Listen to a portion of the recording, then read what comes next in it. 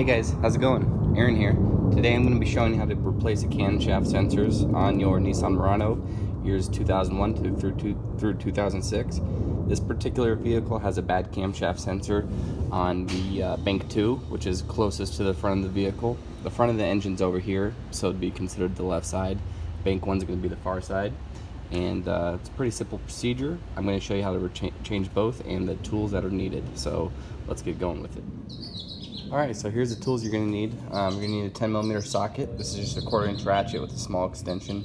But a 10mm socket's going to get the bolt off of the camshaft position sensor. And to get your engine cover off, you're going to need a 5mm hex head Allen wrench. I'm just using a socket here, it's kind of handy.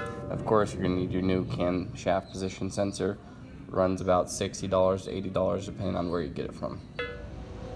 So this particular vehicle has an issue with a DTC of 345 bank 2, and also has some stalling issues and some long crank issues or long start issues, which is very common for these motors to have a bad crankshaft sensor. It's a common symptom. So let's go ahead and get to replacing it.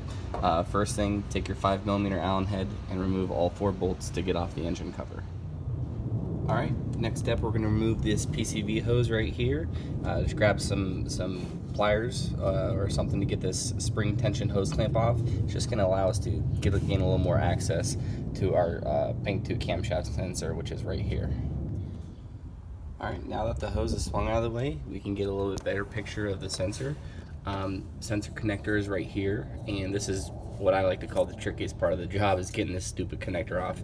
If you see this green tab down here, what you're going to need to do is you're going to need to depress it down. And while depressing it down, you're going to feel a little click. Once you feel that click, you're able to remove it. Came off pretty easy, but it is kind of tricky. And it'll stay in the down position when it's disconnected. So just push down with one finger really hard, or with your thumb, and lift out, and it will come out. It might take a little time, but you'll get it. Alright, now that we got our connector off, what we're going to do here is come in with our 1/4" drive 10mm, and we're going to get off this bolt.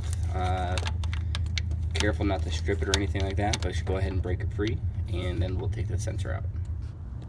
Alright, so now that we've got the bolt out, we can take the sensor, and it'll be in there pretty good, but there's an O-ring that seals it, and there it is. So what I'm going to do now is just compare it to my new sensor and throw the new sensor in. Okay, so we got our new sensor in. All that's left now is to take our connector, and you'll hear a snap when it goes in. There it is. Go to give a little snug on it, and that should be it for bank 2. What we can do now is put our hose back together, and real quick I'll show you where bank 1 is. It's right down there. It's that green connector that you see right there. So same exact procedures taken for bank 1. Remove your 10mm bolt, depress the pin on the connector, pull out, and remove it.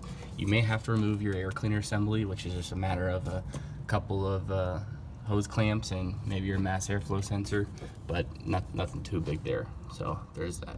Alrighty, so that pretty much wraps it up. I'm going to go ahead and start it up and erase the codes, erase the memory out of the computer. If you don't do that, no worries. You can probably drive to your local O'Reilly's, AutoZone, Napa even, and they'll do that for you. Alright, so that pretty much wraps it up. I'm going to go ahead and fire up the engine and clear the computer, clear any codes or anything like that. It's not necessary. Code will go away on its own. But hope this video has helped you out. If it has, please like and subscribe. If you got any questions, leave some in the comment section. Take care.